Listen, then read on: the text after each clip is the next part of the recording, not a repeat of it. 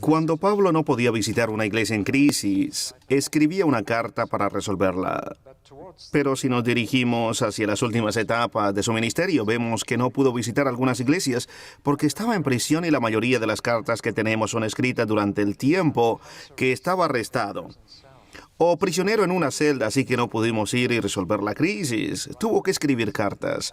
Las próximas cartas que estudiaremos ahora fueron todas escritas o durante su primer arresto en Roma, cuando estaba bajo vigilancia, encadenado a un soldado romano, pero por lo menos viviendo en una casa rentada por él mismo y recibía visitas. Y luego después, las cartas para Timoteo y para Tito fueron escritas cuando estuvo en una celda de la prisión de los condenados esperando ser ejecutados. Así que la mayoría de las cartas que tenemos fueron escritas en la prisión. Un buen número de buenos escritores cristianos han salido de la prisión. El progreso de los peregrinos bonianos podría ser un buen ejemplo. Ahora vamos a ver algunas de las cartas llamadas epístolas de la prisión, escritas durante su primer arresto, en la cual estaba bajo vigilancia.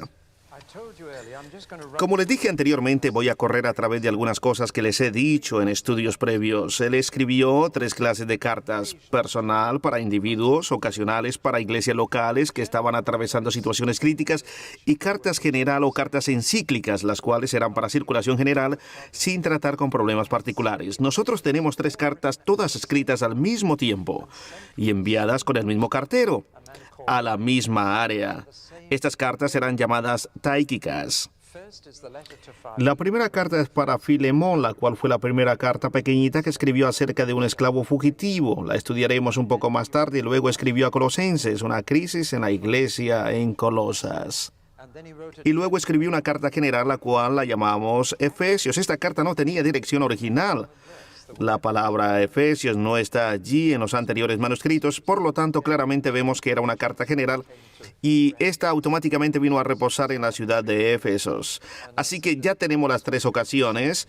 He dicho esto especialmente con el segundo tipo de carta, la cual vamos a ver ahora, Colosenses. Debe leerla entre líneas y probarla y leer la circunstancia, la situación, la crisis y la necesidad que pudo haber surgido. Nos debemos preguntar a quién está enviando esta correspondencia, o con quién se está escribiendo, o por qué envía esta correspondencia. La correspondencia corresponde a una situación al otro extremo, y debemos preguntarnos siempre de qué se trata esta correspondencia. Este es simplemente un ejemplo de carta que siempre lo fue, siendo este el modelo formal usado en el mundo griego.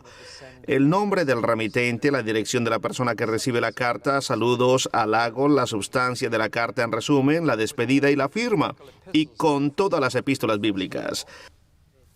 Por consiguiente, primeramente debemos hacerlo real, adentrándonos en la situación, tratando de encontrar qué estaba sucediendo allí, mirando realmente lo que practican en la iglesia. Pero entonces debemos hacerlo relevante a la actualidad, aplicando esos principios a lo que somos hoy.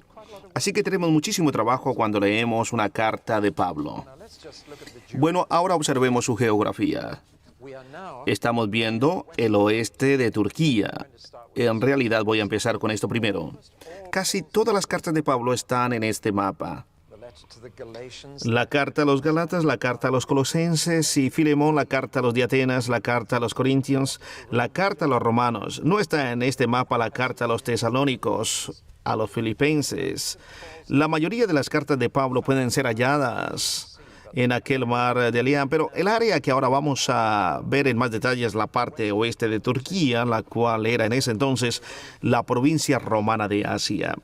Y veremos que hay una ruta casi circular aquí: Éfeso, Esmirna, Pérgamo, Tiatira, Sardis, Filadelfia, la Odisea. ¿No está todo esto en sintonía? Estas son las 7 palabras del libro de Apocalipsis. Un cartero las podría ya entregar, pero nosotros estamos interesados en esta área. Había un valle con 3 pueblos: Hierapolis, la Odisea y Colosas, con su área pequeña, más Éfesos, que es lo que vamos a ver ahora. Pablo se encuentra lejos, arrestado en Roma, pero está escribiendo cartas para esta pequeña área aquí, particularmente a este valle. Me gustaría mostrarles una foto. Es un valle hermoso. Es rodeado de colinas. El río que lo atraviesa es muy significante. Bien, aquí está el valle, aquí está Colosas. Hermoso valle. El río que lo atraviesa es el río Serpenter. ¿Han escuchado ese nombre antes? ¿Sí? Es un río que riega todo lugar.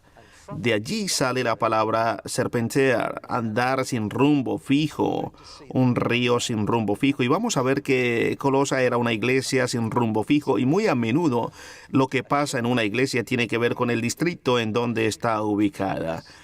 Su antecedente está dentro de la iglesia y esta es una iglesia que empezó a perder el rumbo, alejándose de la verdad.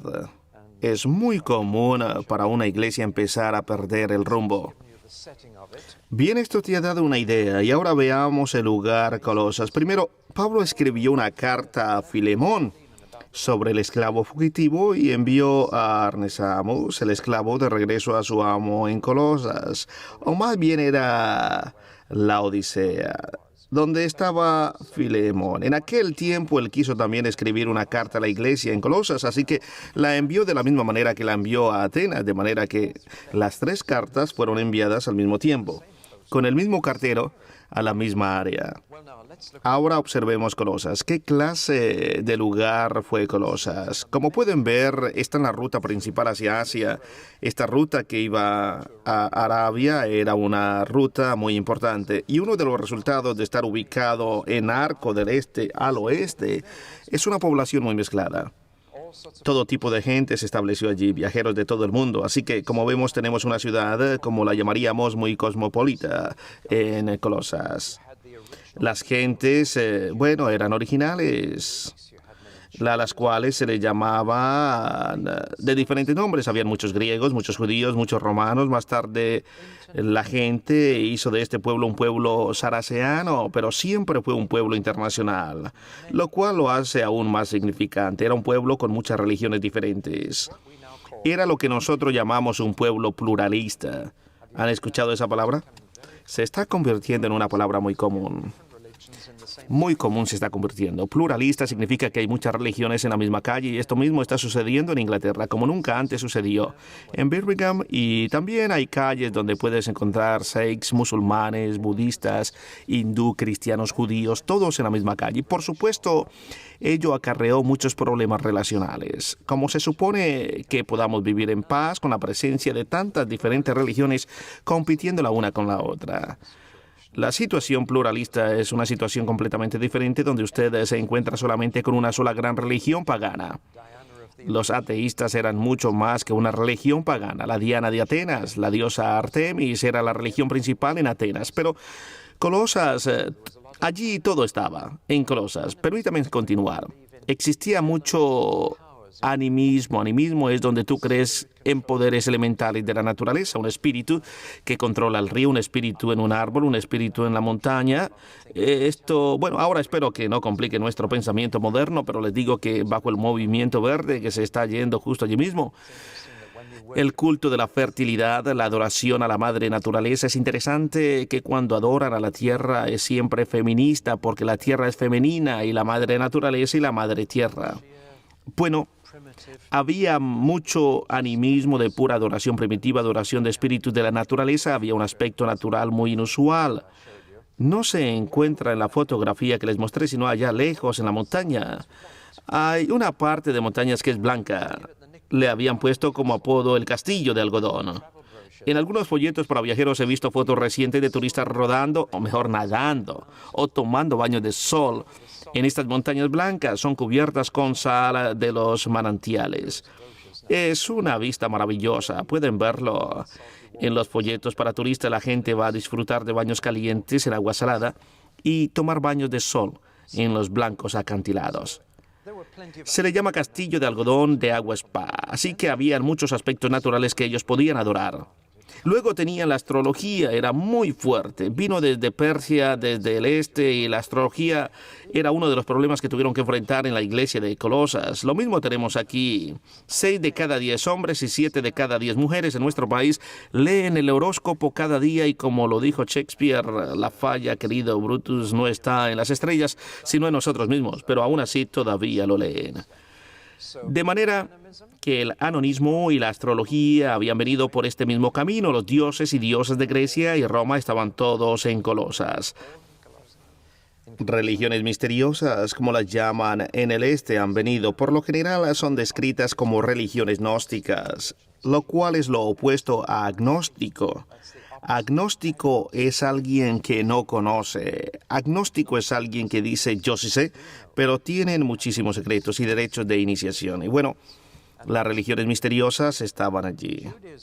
El judaísmo estaba allí, pero el judaísmo de Colosas, estando muy lejos de la Tierra Santa, tomó un tipo de tono diferente de los que usualmente hace el judaísmo. Si alguna vez ha escuchado al rabí Lionel Blue, él es muy típico de lo que pasa en el judaísmo cuando se sale de sus raíces y se hace más filosófico y menos moral y más místico, lo cual no es el corazón del verdadero judaísmo. Esto es muy interesante y a la vez peligroso para la gente. No es judaísmo ni tampoco es cristianismo. Y por último, había el cristianismo, el cual no vino a Colosas desde Pablo. Pablo nunca había estado en este lugar. No sé, ni siquiera pasó por allí. Es así como vino la iglesia de Colosas.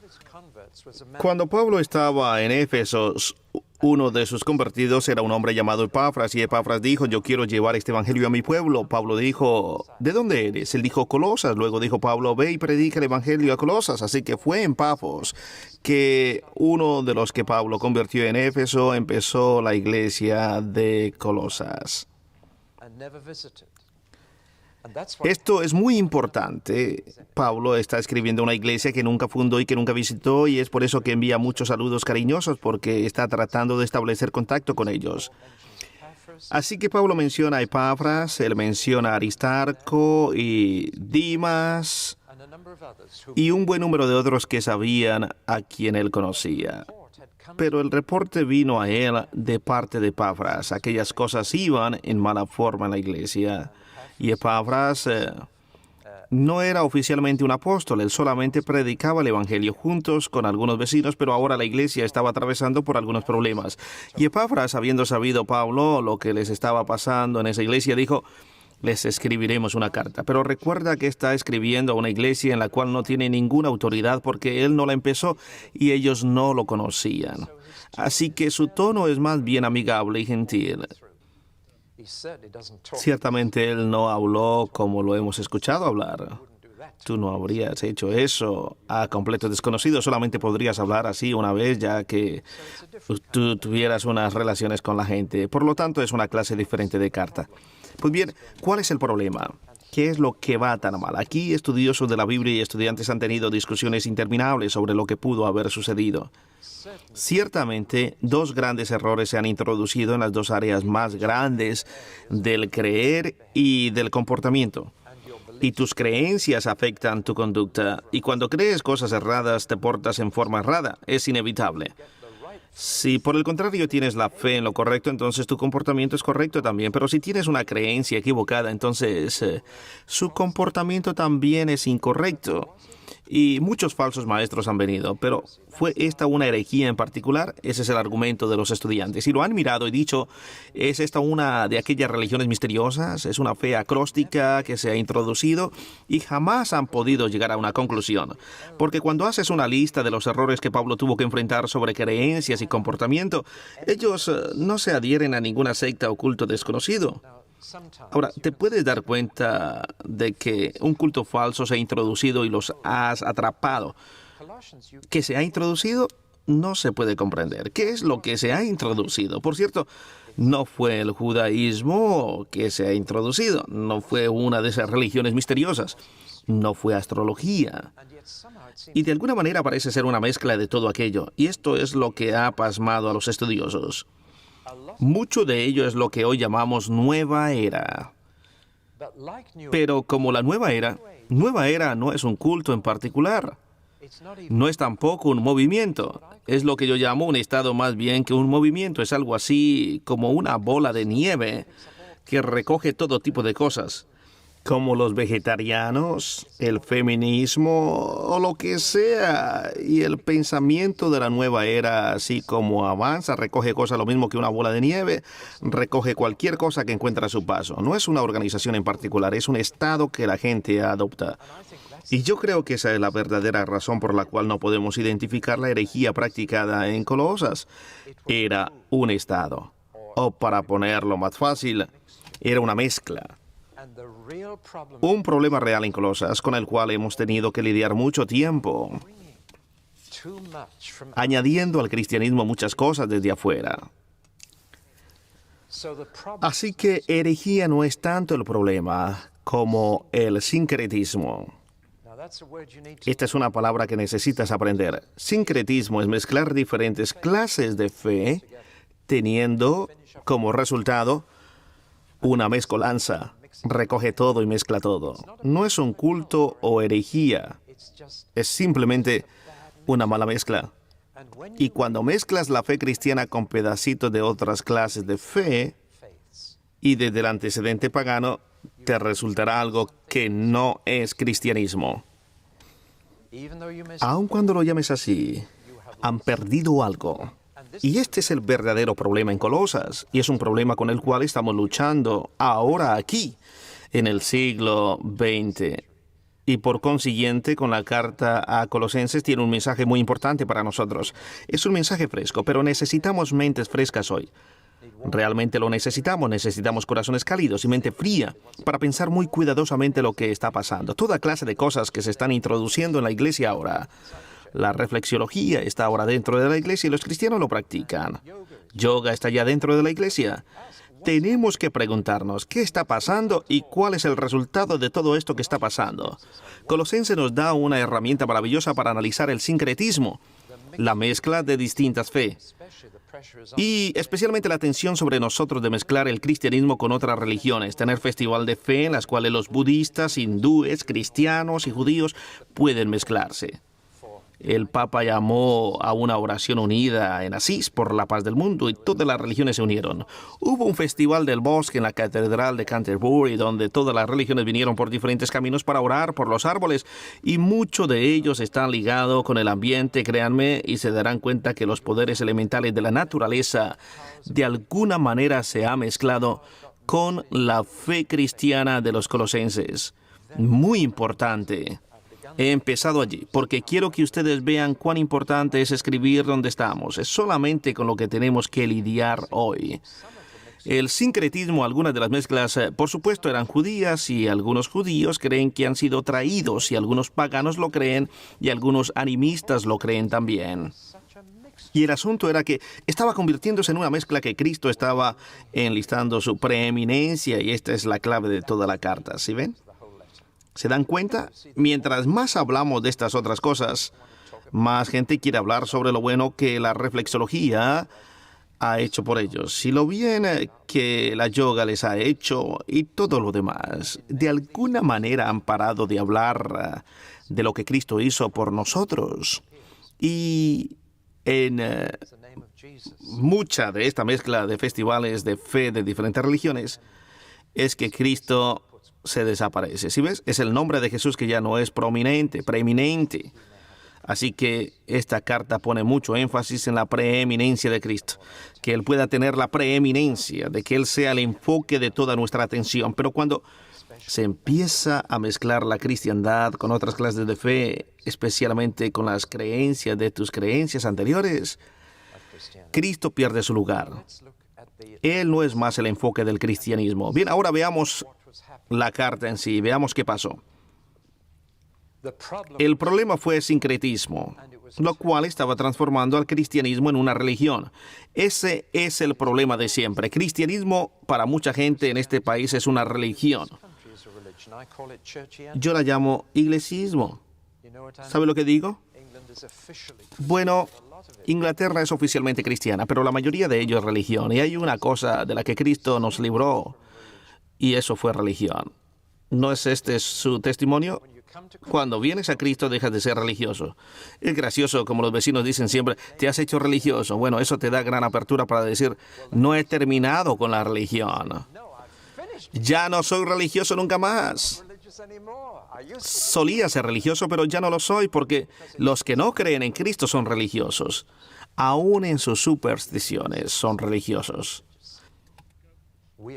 Hemos dejado de ser religiosos porque la cristiandad no es una religión. Y para combatir con el sincretismo, lo único que te ayuda es la simplicidad de Cristo. Y esencialmente, la cristiandad es sencilla. No es una religión, es una relación con Cristo. Es tan sencillo como eso. Y esa es la única cosa que detiene el sincretismo. Es decir, no, yo no soy religioso, así que no me junto al Congreso de la religión. Yo creo en Jesús. Sencillo. Aquí vemos dos temas. El sincretismo que hace del cristianismo una religión y la sencillez de centrar todas las cosas en una relación con Cristo. Y este es el resumen de esta carta. Ahora bien, veamos qué estaba sucediendo con el sincretismo que estaba ocurriendo en Colosas. Bien, no puede ser lo mismo que sincretismo significa hoy, pero podemos aprender de ello.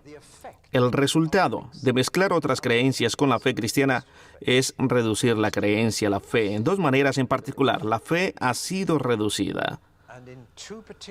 En primer lugar, ellos han perdido el sentido de la eminencia de Dios. Ahora, expliquemos esta palabra complicada.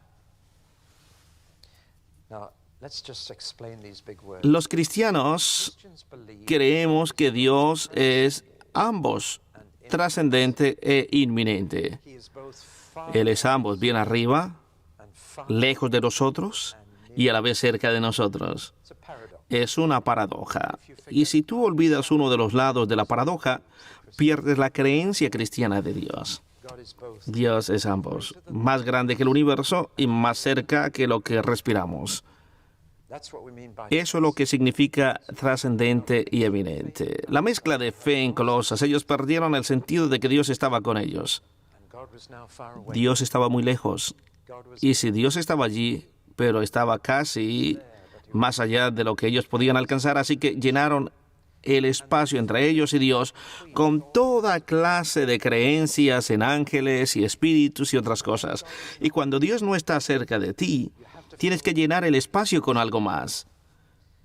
Y esas cosas o seres con los cuales llenas el espacio vacío llegan a estar mucho más cerca de ti que Dios mismo. ¿Sí ves? Y eso es lo que estaba pasando en Colosas.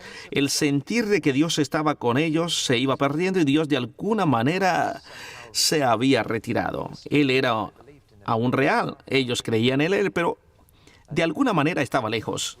A veces construimos edificios para iglesias que dan la impresión que Dios está lejísimos de nosotros, con tumbados muy altos, con arcos que se eleven, cosa que cuando entras uno se siente como ratón de iglesia, ¿no es cierto?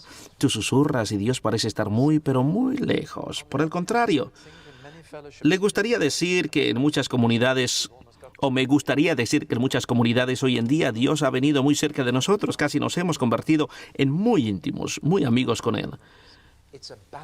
¿Sabes lo que digo? Y somos muy amigos, que nos olvidamos que es un Dios omnipotente, formidable y perdemos la reverencia. Lo que necesitamos aquí es un balance, porque si te olvidas de la trascendencia de Dios, cuán grande es Él y cuán arriba de nosotros está, vas a perder tu reverencia. Pero si te olvidas de la eminencia de Dios, perderás el sentir de que Él está con nosotros, así que necesitamos agarrarnos de los dos.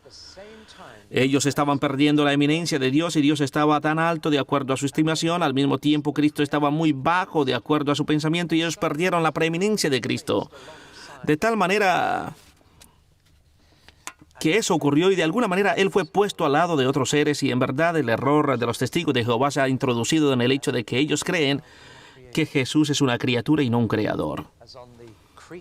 El estar en el lado de la realidad de lo creado antes que en el lado de la realidad del Creador. Exactamente lo que creen los testigos de Jehová, que Jesús no es Dios mismo, sino algo en medio de Dios en nosotros. Si ves, eso significa que Dios está muy arriba y Jesús muy abajo.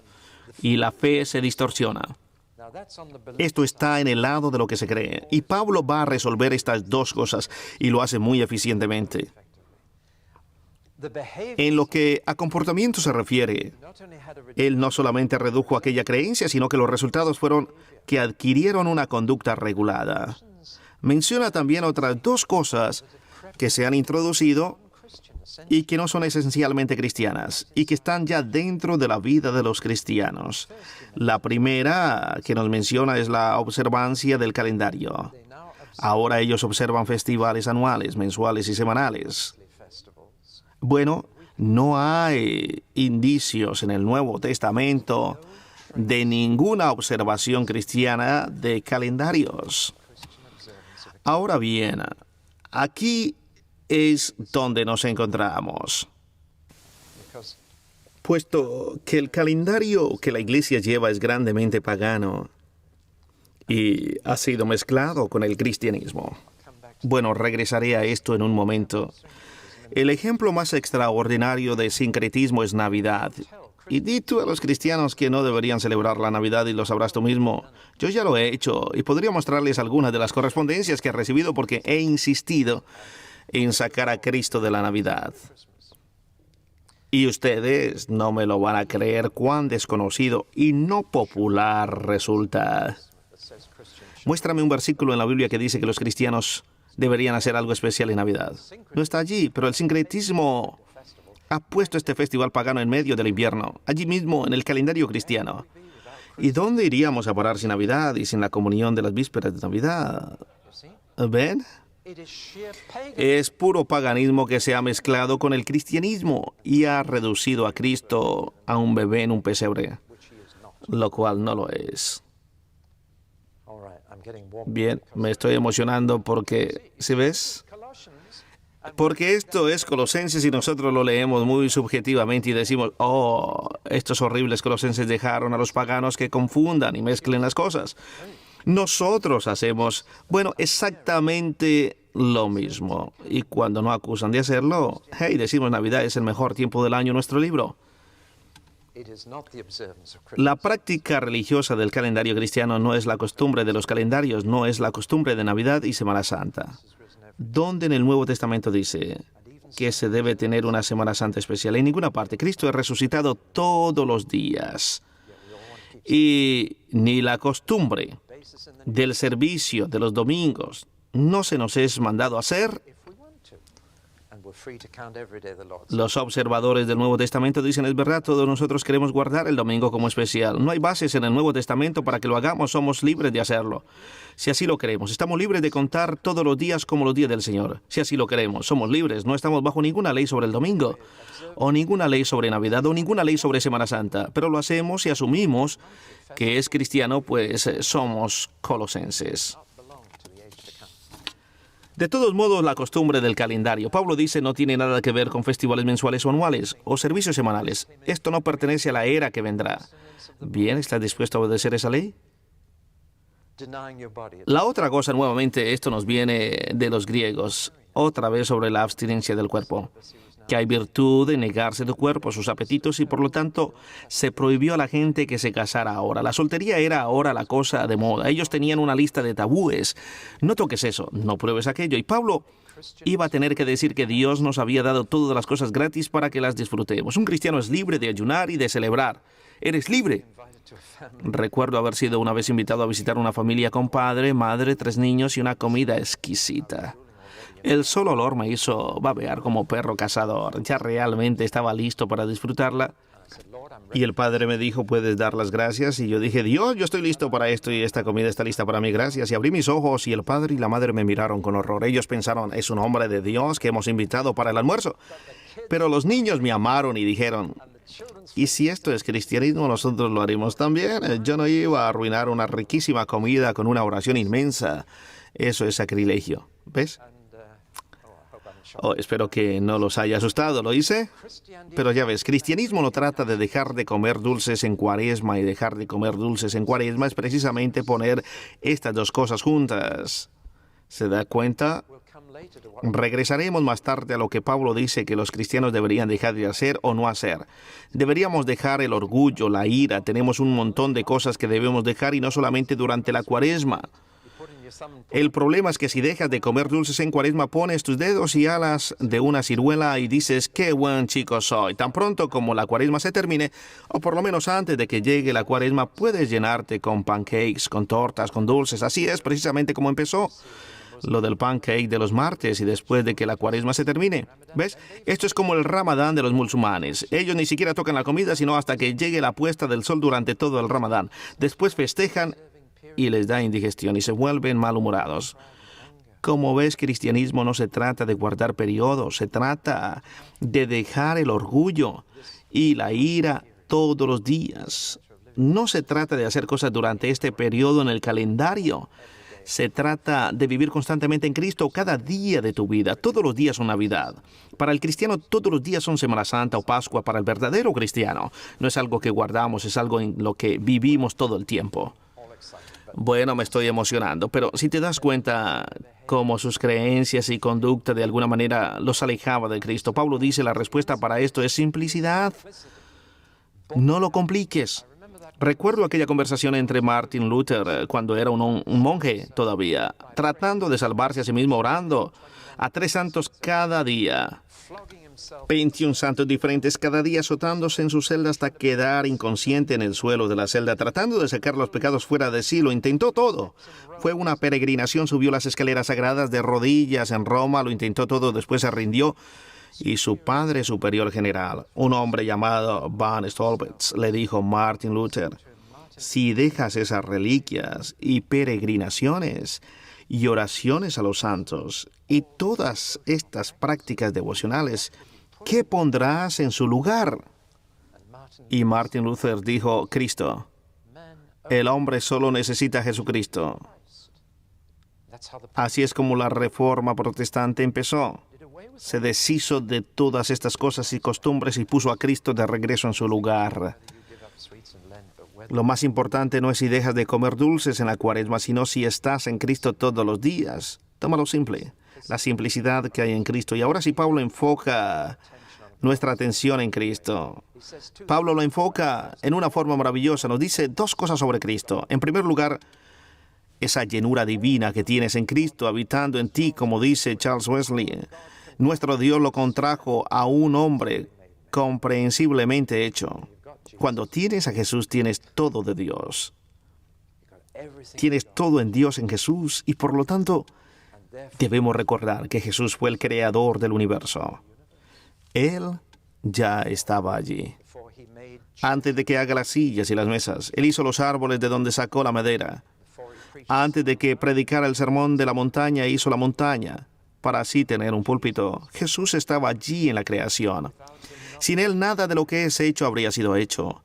Él no solamente es el creador del universo, Él es el conquistador de los poderes. Todos los poderes y principados están bajo el poder de Jesús, que los controla ahora. Toda autoridad en el cielo y en la tierra es de Él. Y la tercera cosa que nos dice es que Él es el controlador de la iglesia. Él es la cabeza de la iglesia. La iglesia solamente tiene una cabeza, no muchas cabezas. No tiene cabeza humana. Tiene solo una cabeza divina. La cabeza de la iglesia es Jesús. Ese poder no es delegado a nadie más. Él es el creador del universo, el conquistador de los poderes. Todos esos poderes elementales de la naturaleza, todos están bajo el control de Jesús, porque todos estos maravillosos programas sobre la naturaleza en la televisión no dan la gloria al Padre Dios en lugar de a la Madre Naturaleza, y dar la gloria a Jesús. Son todas obras de Jesús. Él hizo esas criaturas. Él les dio su belleza y sus poderes maravillosos. En el otro lado tenemos nuestra relación con este Cristo que tiene la preeminencia en todo aquel en Él que está, llenura divina está. Es una vida enfocada en Él. Y aquella vida tiene que ser desarrollada en muchas áreas prácticas. Pero primeramente tiene que ser desarrollada en tus propias pasiones, dejando aquellas pasiones cerradas. No solamente en Cuaresma, sino todos los días, quitando aquellas cosas que no son de Cristo. La verdadera vida cristiana es negarte dulces en Cuaresma, es quitar de ti aquellas pasiones que no vienen de Cristo, las cuales vienen y nos controlan muy fácilmente. Esto quiere decir caridad en la iglesia, es perdonarse uno a otro como Él nos perdonó. Él ha sido inmensamente paciente conmigo, así que debo también ser paciente contigo. Eso es vivir en Cristo. Él me ha perdonado, yo debo perdonarte. Perdona mis ofensas, oramos esta mañana, como nosotros también perdonamos. ¿Sí ves? Eso es desarrollarse, eso es simplicidad en Cristo, sencillez y sobre todo armonía en casa. Allí es donde debe ser desarrollada las relaciones entre esposos y esposas, entre padres e hijos, entre amos y esclavos, todo lo que hay en el hogar. Todo lo que hay en el hogar. Por supuesto, la esclavitud estaba en casa. El servicio doméstico. Y una palabra que no es muy popular aquí. La sumisión. Sumisión de esposas a esposos, de hijos a padres y de esclavos a amos. Pero también las responsabilidades de los esposos, padres y amos de ser sacrificiales hacia aquellos quienes están sometidos a ellos, y así está todo allí. De manera que esto es lo que importa.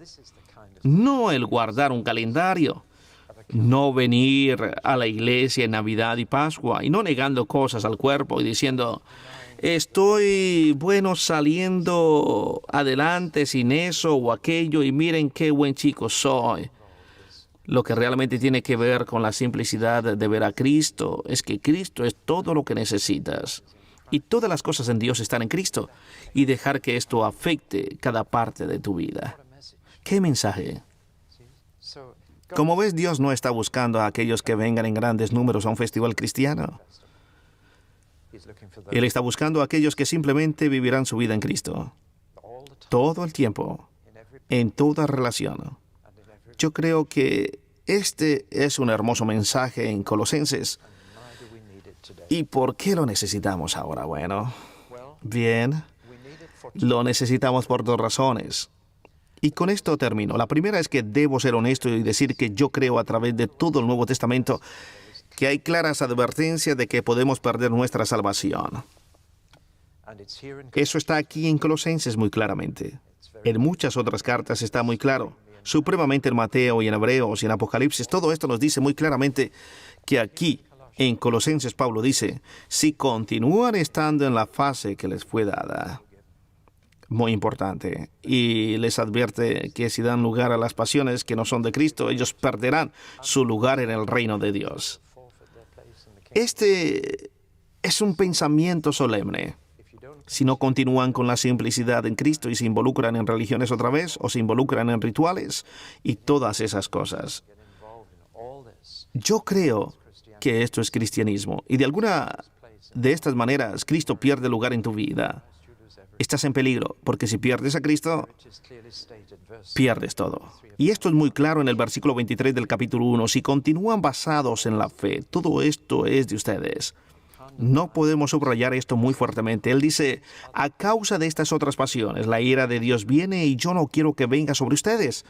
Él dice, pueden ser descalificados en el capítulo 2. Descalificados de su herencia. Él dice, yo quiero que sean aprobados, calificados. Dice, estas otras cosas que han introducido les han secuestrado. Esta es una palabra bastante fuerte. Les han secuestrado y les han alejado de Jesús. Y esto es lo que pasa cuando se mezcla el cristianismo con otras cosas. Ellas te secuestran y te alejan de Dios. Así que este es el lado negativo. Esta es una advertencia muy fuerte, que puedes caer otra vez en religión una vez que ya has conocido a Cristo.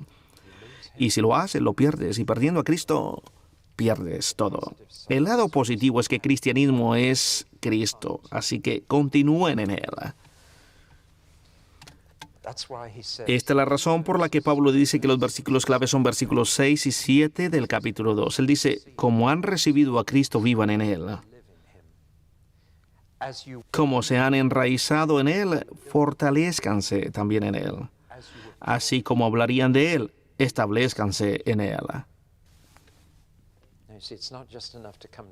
Como ven, no es suficiente venir a Cristo. Necesitan estar enraizados y fortalecidos en él. Y continuar en Cristo por siempre. El peligro está en otras cosas que puedan venir y pueden llevarte otra vez a la religión o a cualquier religión que se llame cristiana, la cual no es Cristo, y luego pierdes todo. Es Jesús mismo quien dijo, yo soy la vid verdadera, habita en mí, permanece en mí. Las ramas que permanecen en mí serán fructíferas. Las ramas que no permanecen en mí serán cortadas y echadas al fuego. Ese es el verdadero temor que tenía Pablo para escribir a una iglesia a la cual nunca fue, una iglesia que él no fundó, y una iglesia en la que el veneno se estaba introduciendo, y estaba preocupado de que perdieran lo que tenían originalmente en Cristo, que tuvo que escribir esta carta maravillosa. Es una carta hermosa, es una carta que te hace pensar, y es una carta que todos necesitamos leer.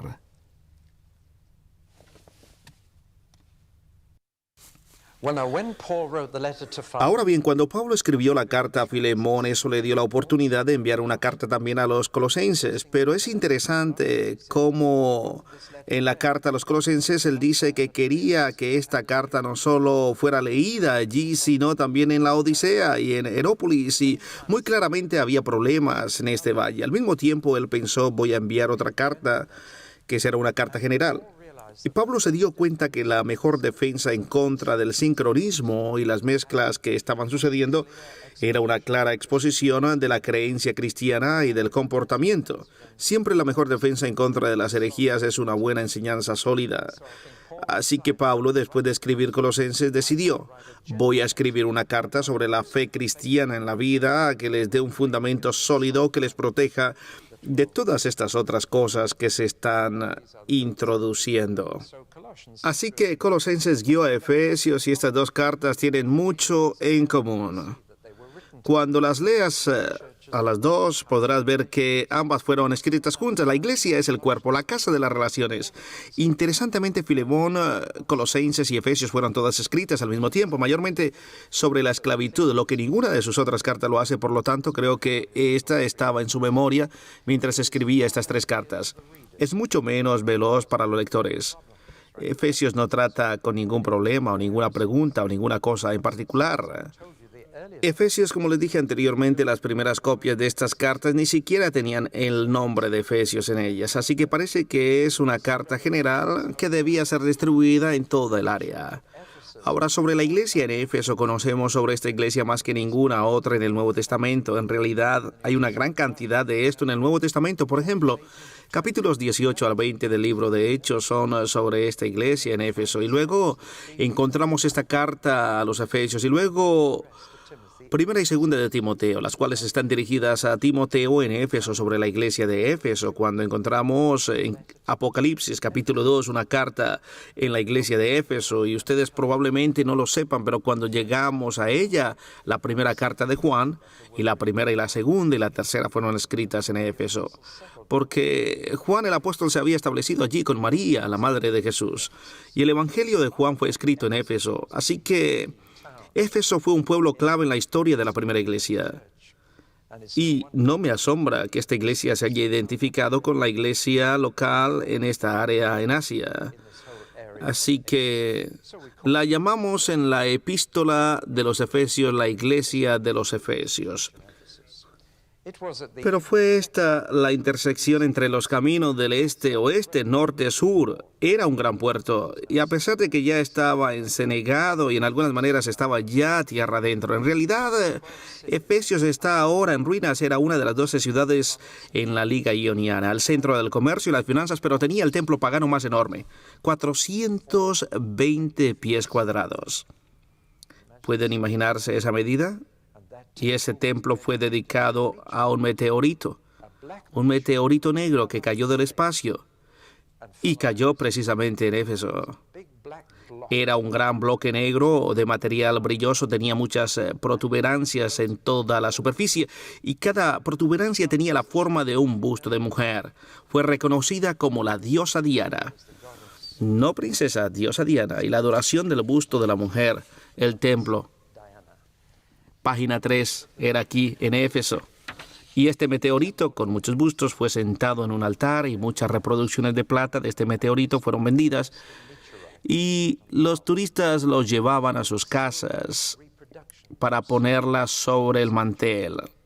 Este negocio sufrió tan pronto como Pablo llegó a Éfeso. Y la verdad es que los problemas que tuvo fueron a causa de los negociantes de la plata, porque el negocio desapareció y ya no pudieron vender más estatuas de plata del meteorito. Así que él tuvo problemas con estos negociantes de la plata, precisamente por eso. Bien, es un lugar extraordinario en Éfeso. La iglesia que fue establecida aquí, si vas por allí hoy en día todavía se pueden ver las ruinas de la iglesia de San Juan y las ruinas de la tumba de María. Y es 99% cierto que aquí es donde el viejo apóstol Juan murió después de la muerte de María. El único apóstol que murió naturalmente, todos los demás apóstoles fueron asesinados, pero Juan vivió hasta que fue anciano. Y si recuerdan el estudio del Evangelio de Juan, eso fue una gran bendición para nosotros, porque él estuvo con Jesús por 60 años. Cuando escribió su Evangelio, teniendo un entendimiento muy hermoso sobre Jesús. Ahora, Pablo claramente sintió que lo mejor que pudo hacer para prevenir que el sincretismo en Asia arruinara la iglesia fue enviar una carta con un resumen del comportamiento y creencias cristianas. Es lo más parecido a un testamento de su Evangelio. Romanos no es un testamento de su Evangelio, como los he dicho, cuando estudiamos esa carta, pero Efesios es lo más cercano a una exposición sistemática de la creencia y comportamiento cristianos. Déjenme mostrarles cuán sofisticado fue Efesios y sus ruinas ahora. No se puede imaginar cuán grandiosa fue esa ciudad en aquellos días. En la calle principal, y si se imaginan en la colina, está el templo, 420 pies cuadrados, con este meteorito en él, lo cual era la religión pagana de ese lugar. Bien, ahora miremos a la principal división en la carta a los Efesios, una división muy significante. Todo el que la lee ve muy claramente que está dividida en dos mitades iguales y que estas mitades son muy bastantes diferentes, y esto te dice algo sobre el Evangelio de Pablo. La primera mitad es sobre nuestra relación con Dios en Cristo. La segunda mitad es sobre nuestra relación con los demás en el Señor. Interesante, cuando habla sobre nuestra relación con Dios usa la palabra Cristo.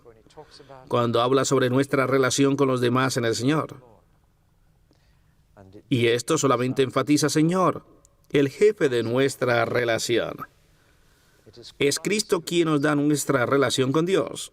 Es el Señor que gobierna nuestras relaciones con los demás. La primera parte, por consiguiente, es lo que llamo poner el esfuerzo en la salvación. Y la segunda mitad es el resultado de la salvación. Estoy sacando esto de su carta a los Filipenses. Los resultados de tu salvación quiere decir que Dios trabaja en ti. Y salvación es algo que es puesto esfuerzo en nosotros, en primer lugar, pero debe ser reforzada en nuestro diario vivir. Así que la primera mitad es sobre doctrina y la segunda mitad es la tarea. La primera es sobre el por qué somos salvos. Y la segunda es el para qué somos salvos. Y la clave es que no somos salvos por nuestras buenas obras, sino que somos salvos a causa de nuestras buenas obras. Eso es muy importante. El mundo piensa que somos salvos por ser buenos. El Evangelio es que hemos sido salvos por ser buenos. Totalmente diferente. El primero, por lo tanto, se concentra en la bendición y en el perdón. La segunda mitad se concentra en la necesidad de santidad. La primera, por lo tanto, es sobre nuestra justificación, lo cual significa ponernos bien con Dios, y la segunda es sobre nuestra santificación, ser justos en nuestras vidas. La primera mitad se concentra entonces en nuestra liberación, nuestra redención, nuestro rescate. La segunda mitad se concentra en nuestra respuesta. La primera mitad se concentra en alabanza y adoración. Bendecidos en el Dios y Padre de nuestro Señor Jesucristo. Bendito sea, pero la segunda mitad es sobre aplicación, de cómo resolverla. La primera mitad, entonces, enfatiza en la divinidad soberana. Y vamos a ver esta pregunta sobre predestinación. Está directamente en la superficie del capítulo 1. Pero la segunda mitad, la responsabilidad humana, hay un balance en todas estas cosas. La primera mitad se concentra en el propósito de Dios y su poder. Estas son las dos palabras claves en la primera mitad. Lo que Dios intenta hacer y el poder que tiene para alcanzar ese propósito. Pero la segunda se concentra en nuestro trabajo y en nuestra lucha. Estamos para trabajar en la luz, caminar en amor, caminar como hijos de luz, y estamos para luchar batallas espirituales. Esta es nuestra responsabilidad. Así que la primera mitad realmente se concentra en lo que pasa dentro de la iglesia y la segunda mitad en lo que pasa fuera de la iglesia.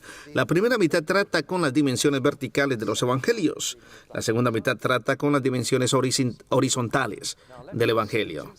Ahora, déjenme decirles dos cosas sobre esto. Número uno, debemos mantenerlas juntas, realmente lo debemos hacer. Un evangelio que no da resultados en la vida no es un evangelio completo. Un evangelio que nos salva y nos da el boleto hacia el cielo, pero no afecta a nuestras vidas, no es el evangelio. Esta es la primera cosa, debemos tenerlas ambas, y la segunda cosa más importante es que debemos mantenerlas en este orden. Si ves, cuando digo debemos tenerlas ambas, hay algunas personas que creen que el cristianismo es ser buen hacedor. Eso es una distorsión horrible, pero es igualmente equivocado decir que cristianismo es solamente ser salvos. ¿Te das cuenta lo que digo? Debemos tener ambas, pero debemos tenerlas en este orden porque cualquier otra religión en el mundo pone santificación antes de justificación.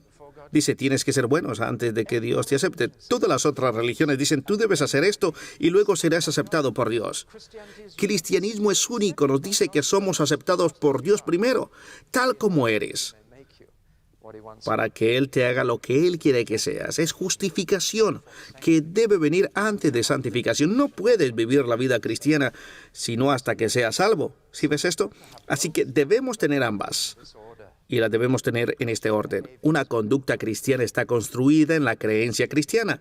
El deber cristiano corre de la doctrina cristiana. Y eso es por qué Efesios nos está diciendo desde el principio.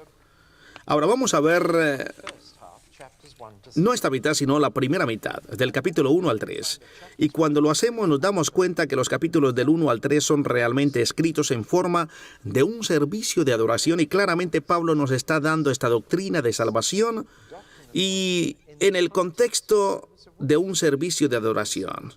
Así que empieza adorando a Dios. Luego va a la oración, luego va a la prédica y luego predica un poco más y termina con alabanzas. Ahora ya tienes un modelo de adoración.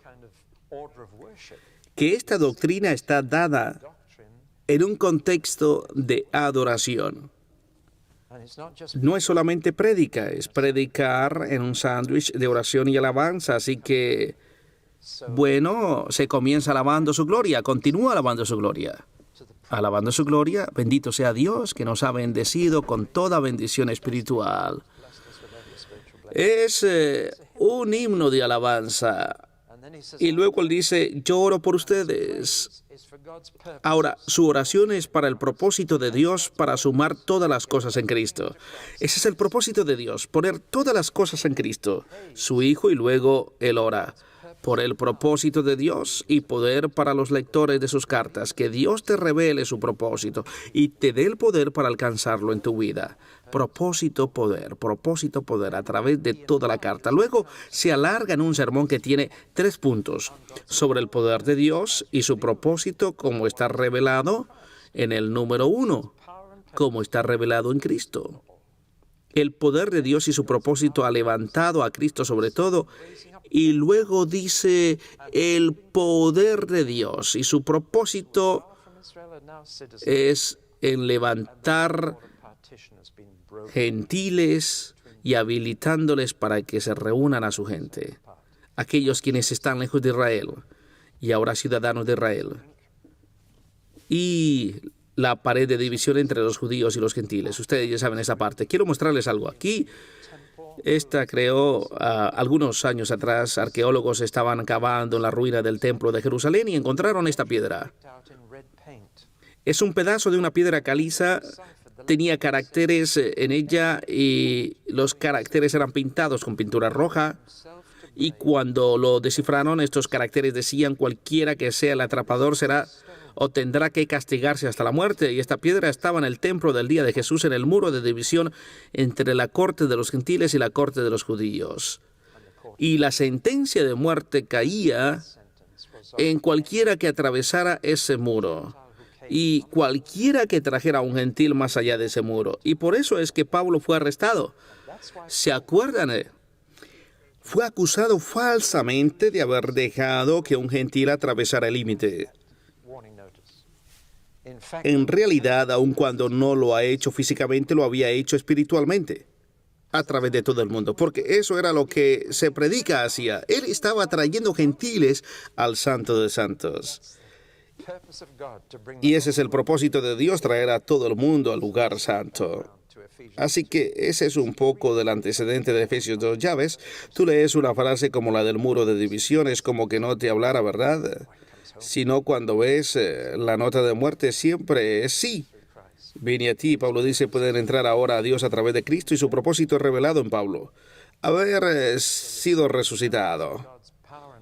Así que los 3 ejemplos del poder de Dios y su propósito son Cristo resucitado para reinar sobre todo, los gentiles se levantaron para reunirse con su gente y Pablo, habiendo sido levantado para revelar este misterio que Dios quiere un solo pueblo en Cristo, y Él quiere que todo el mundo sea unido a Cristo. Así que Pablo entonces no ora por su propósito y poder para sus lectores, por su poder y propósito, para que ellos puedan conocer el poder de Dios, quien puede hacer abundantemente. Sobre todo eso, lo que le pidamos. Ahora, Él tiene que terminar alabando ese poder. Este Dios, quien puede hacer muchísimo más de lo que nos podamos imaginar.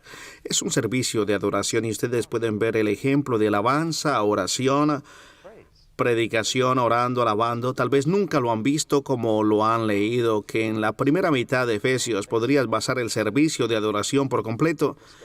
Y leyendo todo podemos ver que el tema de todo es el poder y propósito de Dios. Empieza alabando el propósito de Dios y termina alabando su poder.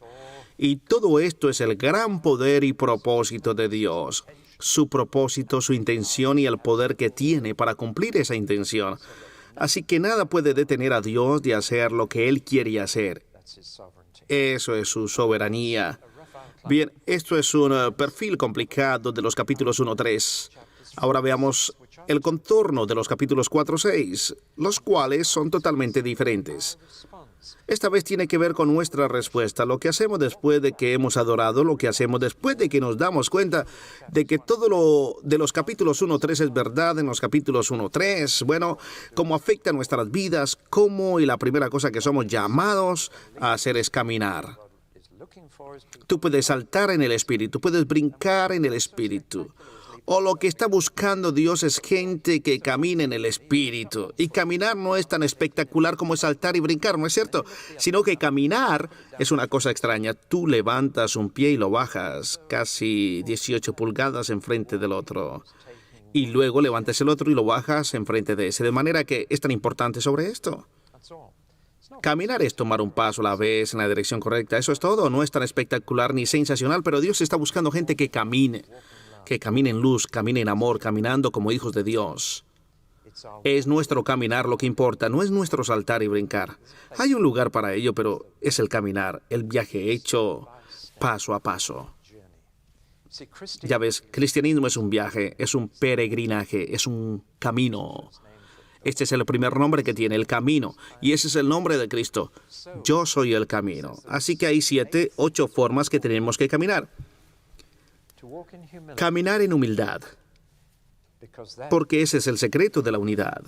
No puedes tener unidad cristiana si no tienes humildad. Donde hay orgullo, se rompe la unidad. La primera cosa en la que tenemos que caminar es humildad.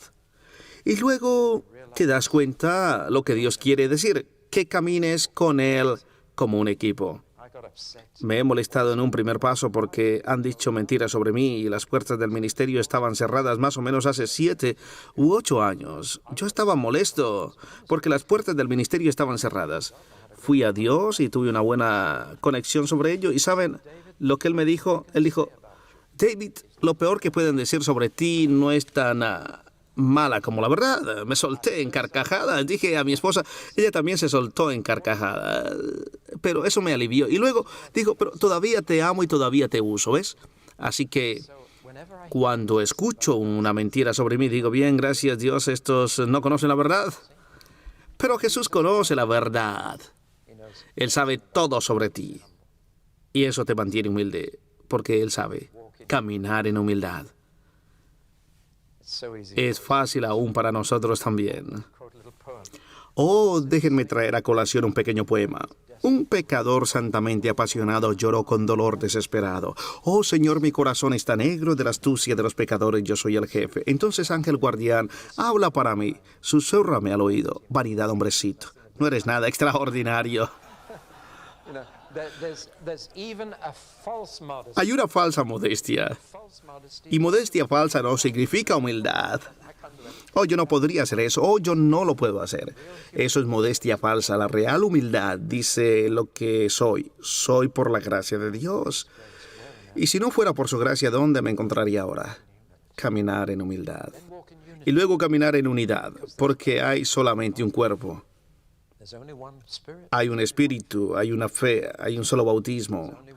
Hay un solo Dios y fuego de todos nosotros. Entonces, caminar en unidad, porque cualquier desacuerdo que podamos tener, todos fuimos salvados por el mismo Jesús, por la misma sangre. Estamos apuntando al mismo futuro. Tenemos el mismo espíritu. Caminar en unidad. Caminar en madurez. Él continúa con la unidad, para crecer hasta la estatura completa del Señor Jesucristo. Y eso es por lo que Dios nos ha dado los latidos y profetas, pastores, evangelistas, maestros. Él nos ha dado todos estos regalos para construirnos, para que maduremos y crezcamos.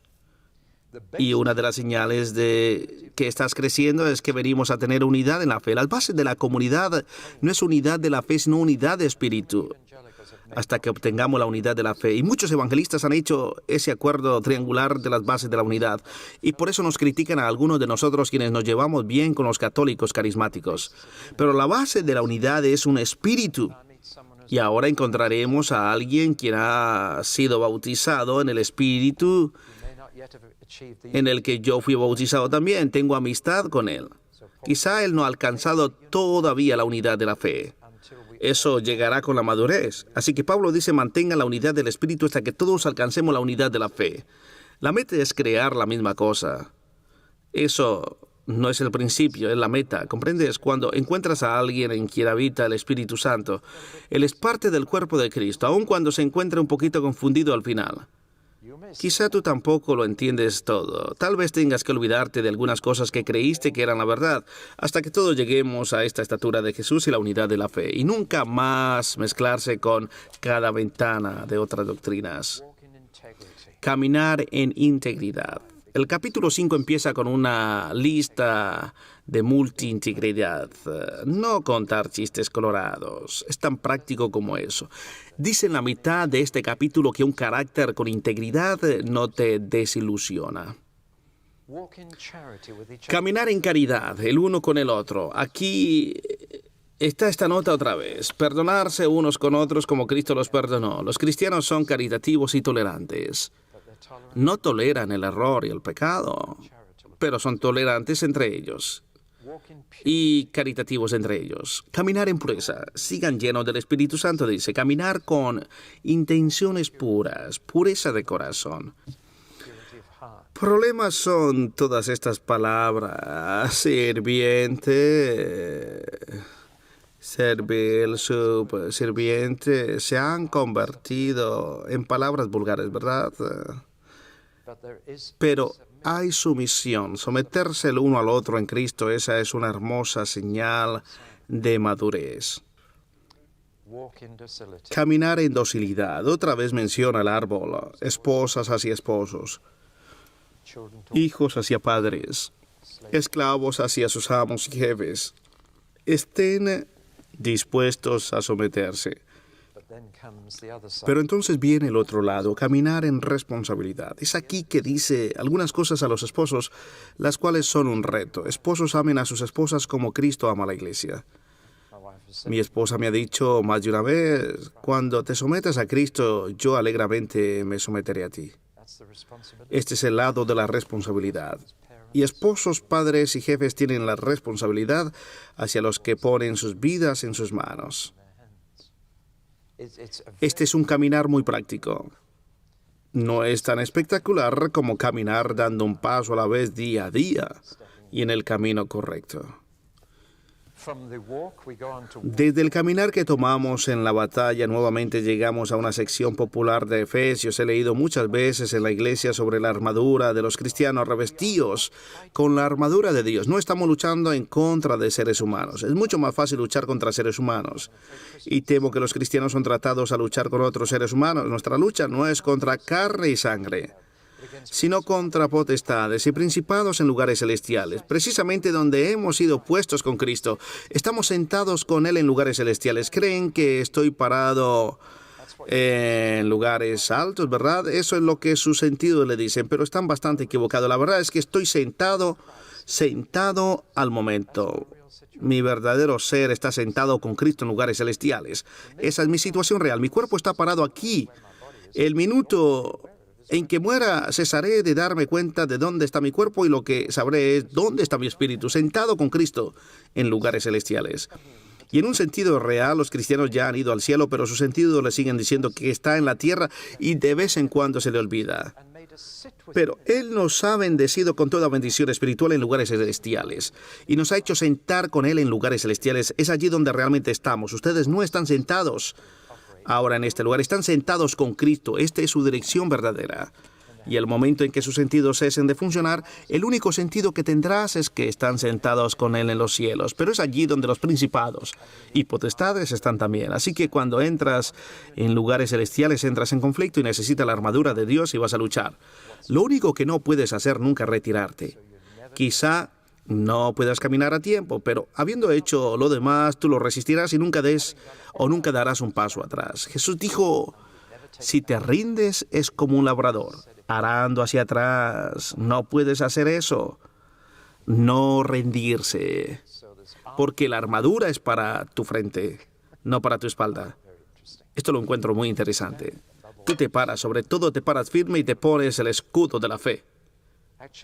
El escudo al que se refiere es un escudo de madera muy suave. Se deben estar preguntando qué clase de escudo es este. Los soldados romanos lo utilizaban para que los dardos encendidos se chocaran contra la madera y se apagaran. De todos los dardos encendidos, el maligno quiere absorber la fe. Es el que tienes que apagarlo con esa fe. Necesitas cada pieza de esa armadura.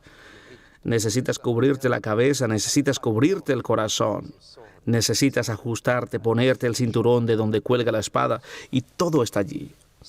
Y tus pies necesitan tener la herradura del Evangelio, de manera que para la guerra necesitamos la armadura. Protección es lo que necesitamos. Y lo que dice Él es que sobre todo esto, oren en espíritu. Esta es tu arma más poderosa. Necesitas protección, pero también necesitas oración. Oración en el Espíritu. Bueno, hemos resumido Efesios 4:6 y ahora podríamos... ¿Cuánto tiempo tenemos? Déjenme ver. Tengo como 12 minutos para tratar de la predestinación. Así que hablemos de esto y mejor lo hacemos frontalmente porque realmente creo que un malentendimiento sobre predestinación podría causar gran confusión. A veces la gente habla como si fuéramos robots o mascotas. Nosotros no podemos resistir a Dios. He dicho como para tenerlos más o menos bien. Pensamiento del día. Somos cooperadores, coobreros con Dios. Existe una relación muy dinámica entre Dios y los aquí en la Biblia. Hay una canción, tú eres el alfarero, nosotros la arcilla. Tú sabes que no hay nada que pueda hacer, es solo que nos maneja como un alfarero jugando con la arcilla. Pero regresa a Jeremías 18, donde el profeta fue enviado a la casa del alfarero para aprender la lección del alfarero y la arcilla. Y el alfarero y todas sus buenas intenciones de hacer de la arcilla una vasija hermosa, pero la arcilla no se deslizará por sus manos, así que lo regresa al montón y lo vuelve a moler para hacer el crudo en una olla gruesa. Y Dios dijo a Jeremías, ¿aprendiste la lección del alfarero y la arcilla? El alfarero predestinó que esa arcilla sería una hermosa vasija, pero la arcilla no se deslizaría en sus manos. Así que hizo una olla de crudo. Eso es predestinación. Literalmente significa que Dios ha decidido un destino para ti, pero eso no significa que te lo impondrá. Significa que si tú le respondes, el destino que Él planeó para ti desde la fundación del mundo será tuyo. Pero no hay nada allí que diga que si Él te predestina para que seas algo, tú no puedes ayudarte a hacer algo. ¿Te das cuenta de lo que estoy diciendo? Esa arcilla perdió su predestinación. El alfarero quería hacer una hermosa vasija. Dios dice a Jeremías, yo quería hacer de Israel una hermosa vasija que sostenga mi misericordia, pero en lugar de eso he tenido que hacer una vasija fea que sostenga mi juicio. Pero si se arrepienten, los haré una hermosa vasija otra vez. Dios nunca nos predestinó para hacer una olla de crudo para juicio. Nos predestinó para hacer una hermosa vasija de misericordia. Puedo ponerlo de esta manera. Mi padre sabía que yo quería ser un agricultor. En todas las vacaciones la pasaba en la granja. Cuando terminé la escuela a los 16 años, fui a trabajar en la granja, sacaba la leche de 90 vacas cada mañana a las 4 de la madrugada. Me encantaba el trabajo de agricultor y yo no sabía que mi padre había planeado que yo me encargara de una granja en Escocia. Cuando tuve 21 años, para rentarla, él lo había arreglado todo. Era una granja que pertenecía a la familia. Cuando pasé hoy por esa granja, me dije todavía hubiera estado sacando leche a las vacas en esa granja. La verdad es que el Señor Jesús vino y me dio lo que Él quería que yo hiciera. Pero mi padre sí me dijo un día que esa granja estaría lista para mí a los 21 años. Y tuve que decir, es demasiado tarde. Pero si hubiera aceptado aquella granja, yo podría haber dicho, mi padre me predestinó en esta granja. Él lo planeó antes de que yo siquiera lo supiera. Ahora bien, empieza esto a predestinar. Predestinar significa literalmente decidir un destino de antemano. Pero la idea que algunas personas tienen sobre esto es que Dios simplemente nos trae o nos trata como mascotas y nos hace hacer lo que Él ha predestinado. Pues Él no lo hace. Él nos ha predestinado para la gloria. Tú puedes resistirle y rehusarte a esa predestinación o puedes aceptarla. Y si la aceptas, puedes decir por siempre, Él planeó esto para mí antes de la fundación del mundo. Así que veamos los dos lados de la predestinación. La vista común, como la gente lo entiende, es que esa predestinación significa que los individuos son escogidos para ser salvos, mientras otros están escogidos para no serlo.